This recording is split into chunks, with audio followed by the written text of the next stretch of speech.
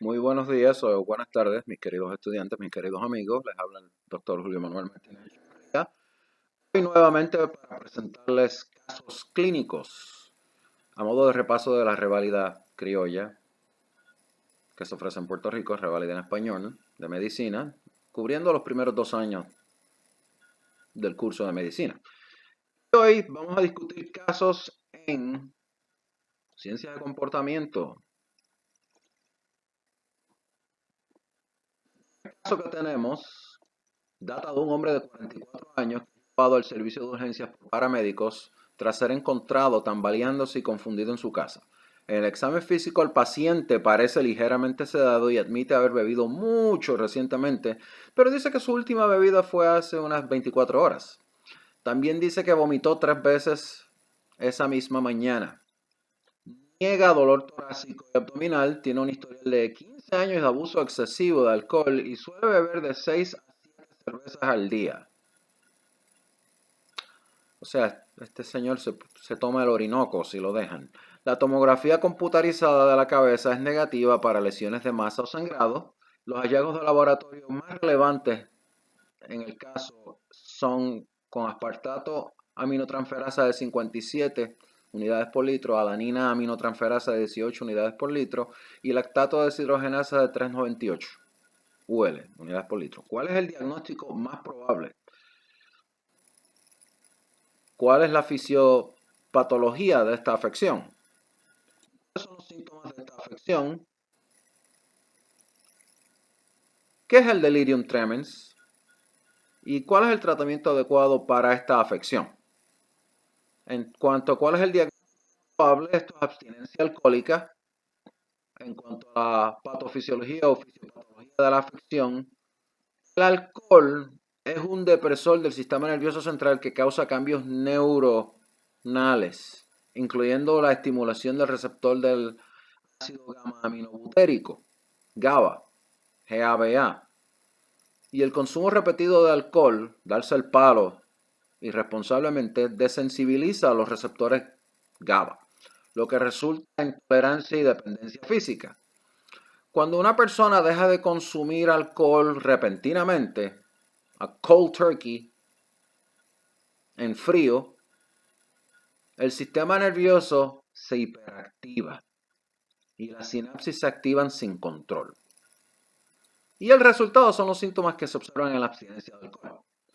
Y el aumento en la noradrenalina sérica y la alteración de los niveles de serotonina también se han relacionado tanto con la ansia del alcohol como a la tolerancia.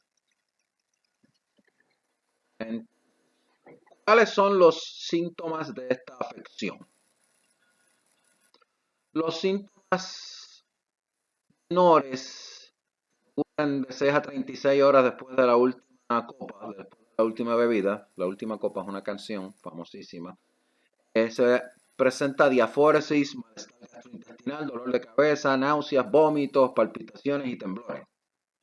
Lo cual abre las puertas para un diagnóstico diferencial amplio, ¿no? Entonces las convulsiones pueden ocurrir dentro de las 6 a 48 horas posteriores a la última copa. Y entonces las alucinaciones visuales ocurren con menos frecuencia, pueden ser táctiles o auditivas. El paciente dice que siente como si estuviera arañas entre medio de su piel. Y estos síntomas de alucinaciones visuales y con menos frecuencia las táctiles y auditivas se presentan como dentro de las 12 a 48 horas posteriores a la última bebida, y el delirium tremens puede ocurrir dentro de ese periodo, de esa ventana de 48 a 96 horas después del último palo, de la última copa, del último juanetazo. ¿Qué es el delirium tremens? ¿Qué es el delirium tremens? El delirium tremens es un conjunto de síntomas graves de abstinencia de alcohol que incluyen delirio, agitación e inestabilidad autonómica como taquicardia, hipertensión, fiebre baja, diaforesis y aproximadamente el 5% de los pacientes con síntomas de abstinencia de alcohol desarrollarán delirium tremens. ¿Cuál es el tratamiento adecuado para esta afección? Benzodiazepinas, en particular el lorazepam o el diazepam, son el tratamiento de elección para todos los tipos de síntomas de abstinencia de alcohol. Vamos a movernos al segundo caso. El segundo caso es una mujer de 24 años, una joven de 24 años llevada al servicio de urgencias con confusión, visión borrosa, mareos y somnolencia. Su amiga afirma que la mujer está generalmente sana, pero que está tomando medicación para episodios ocasionales de miedo intenso, sudoración, náuseas y dolor abdominal y torácico. El examen físico revela una frecuencia respiratoria de unos 8 por minuto. ¿Cuál es el diagnóstico más probable de esta joven? ¿Qué clase de fármacos podrían ser responsables de los síntomas? Probablemente se le administrará a esta paciente en el servicio de urgencias. ¿Qué tú hiciste? ¿En qué se diferencia el mecanismo de acción de los benzodiazepinas a los de los barbitúricos? ¿Cuáles son las ventajas del tratamiento sobre los barbitúricos? ¿Y qué medicamentos cuando se toman con benzodiazepinas aumentan el riesgo de toxicidad?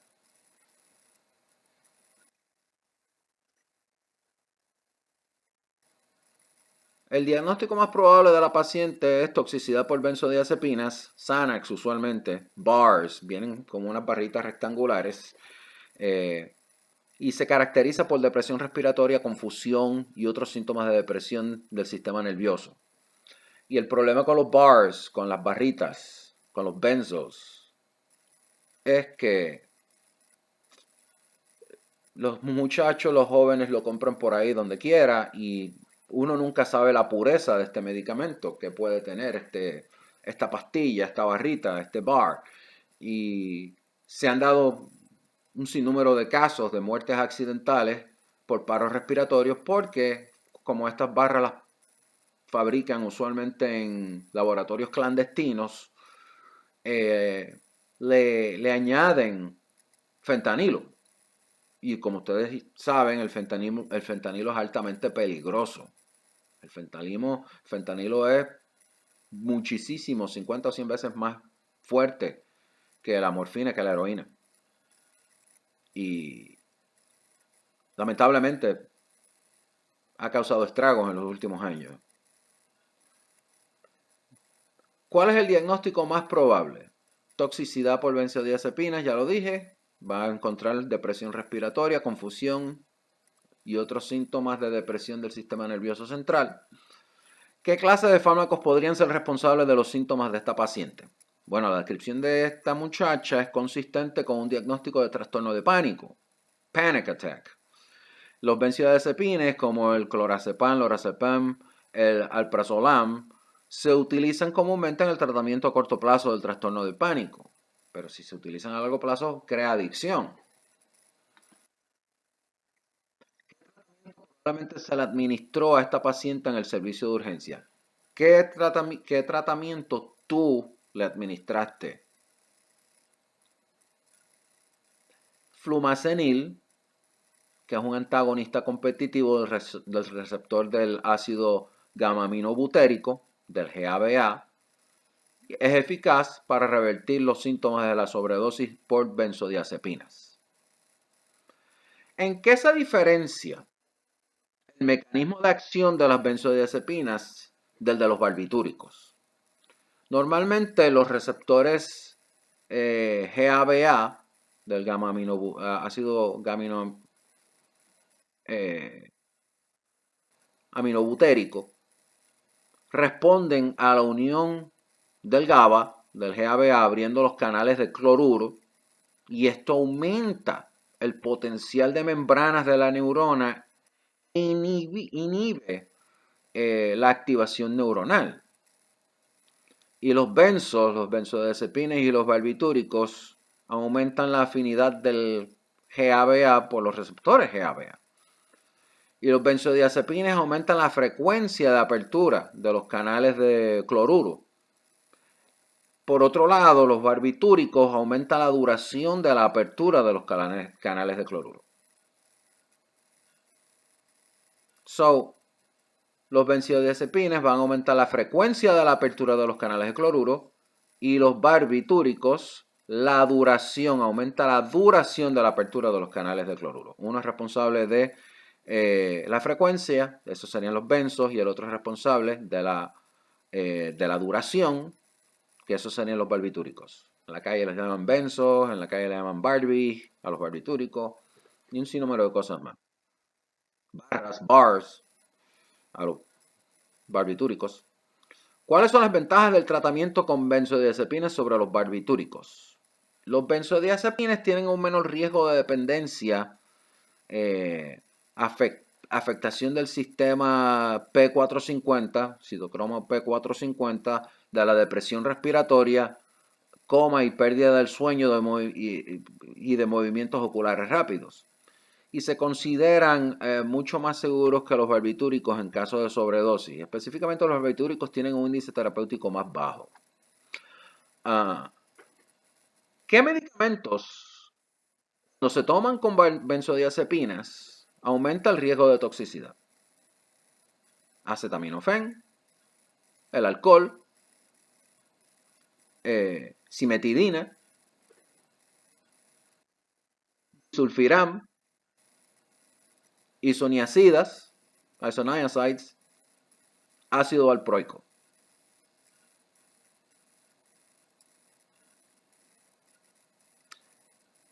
El consumo de marihuana junto a benzodiazepinas, alguien me preguntó eso, lo que hace es que acrecentan los síntomas, pero no aumenta la toxicidad per se, pero acrecentan los síntomas y acrecentan la posibilidad de que haya un paro respiratorio. Tercer caso. Un joven de 16 años llevado al médico por su madre, preocupada por la rápida pérdida de peso del chico y el comportamiento errático de su hija, de la chica. La joven afirma que ha estado haciendo ejercicios con frecuencia y que no ha tenido la menstruación durante varios meses. Tras más preguntas, ella afirma, a regañadientes, que tiene miedo de subir de peso y que solo come cereales y verduras. ¿A qué huele esto? Su peso es de 97 libras, que son unos 44.1 kilogramos, give or take, y su índice de masa corporal, BMI, es de 17.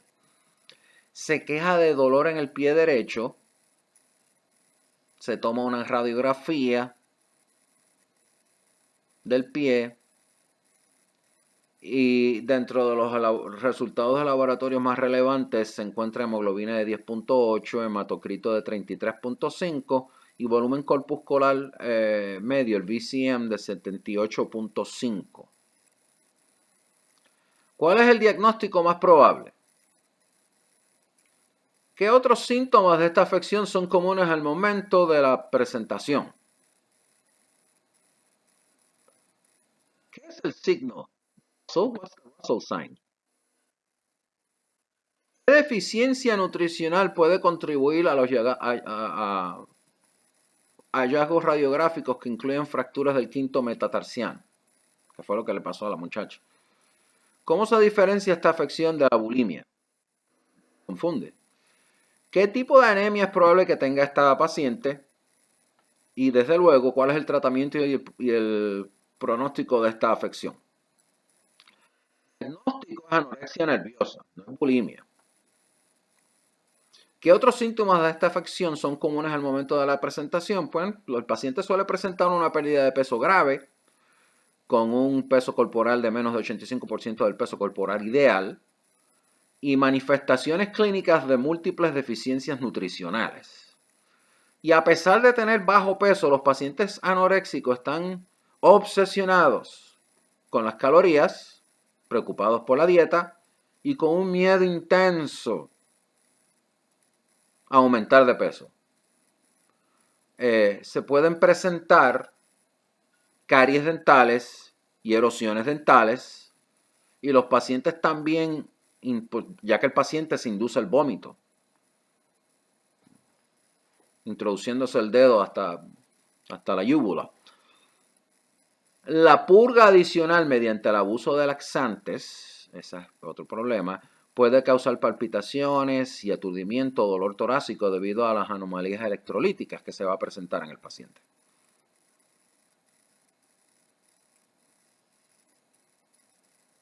¿Qué es el signo de Russell? El signo de Russell es la formación de cicatrices en los nudillos. Y debido a introducir repetidamente los dedos a la garganta para inducir el vómito. Se raspan los nudillos. La deficiencia nutricional puede contribuir a los hallazgos radiográficos de fracturas del quinto metatarso en pacientes anoréxicos, y estas fracturas a medida están relacionadas en parte con osteopenia u osteoporosis secundaria a la deficiencia de vitamina D y calcio. Va a haber una deficiencia de vitamina D y calcio que puede ocasionar osteoporosis, puede estar relacionado con osteopenia. ¿Cómo se diferencia esta afección, la anorexia nerviosa, de la bulimia? Y la mayor parte de la gente las confunde. La bulimia nerviosa puede presentarse con hallazgos similares a la anorexia, pero su sello distintivo son las atracciones incontrolables seguidos de purgas. Y los pacientes con bulimia suelen tener un peso normal y menstruaciones irregulares. Sin embargo, las deficiencias nutricionales son poco comunes. ¿Qué tipo de anemia es probable que tenga esta paciente? Bueno, un hematocrito bajo y un volumen corpuscular medio, un BCM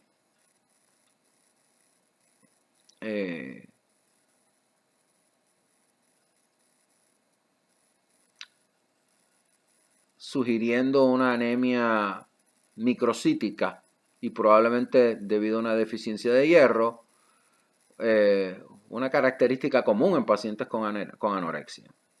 So, va a tener bajo hematocrito, low hematocrits y bajo en BCM.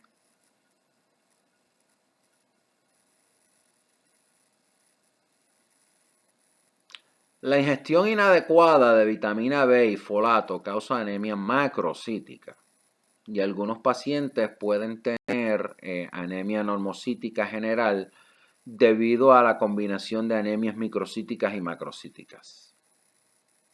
El paraíso de cualquier hematólogo. ¿Qué región del cerebro regula el apetito? ¿Se cree que desempeña un papel en los trastornos alimentarios? Esto es una pregunta bono. El centro de alimentación se encuentra en el núcleo lateral del hipotálamo, y cuando se estimula, promueve la alimentación y el apetito, el hambre. Y el centro de saciedad, me llené, se encuentra en el núcleo ventromedial. Cuando se estimula, le indica al cuerpo que deje de comer. Está bueno ya.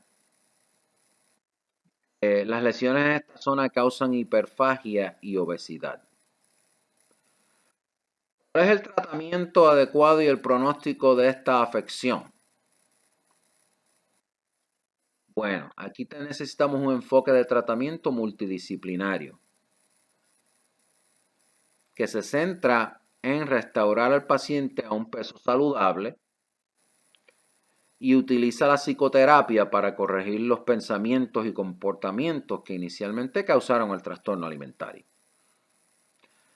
El pronóstico, el prognosis es variable, ya que una quinta parte de los pacientes permanece gravemente enferma y una quinta parte se recupera por completo, y 3/4 partes tienen un curso crónico fluctuante. Eso, aquí terminamos nuestros 3 casos del día. Pero vean, rewind, utilicen su material de estudio, sea First Aid for USMLE, Step 1, lo que era antes Kaplan, USMLE RX, para que repasen su material y puedan tener una idea más clara de qué les espera en su reválida. Estos casos es para que desarrollen la lógica, que piensen en orden cómo solucionar un caso. Los casos exponen toda la fase de las ciencias básicas y yo creo que ya eso lo notaron. Sin más al particular, se despide de ustedes el doctor Julio Martínez Echevarría. Hasta la próxima. Si les gustó el video, denle like, suscríbanse. Chao, chao.